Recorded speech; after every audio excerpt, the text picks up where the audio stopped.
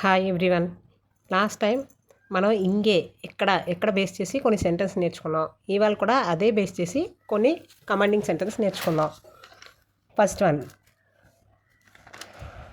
ఇక్కడ తినుకు తమిళ్లో ఇంగే సాపుడు అని అంటారు.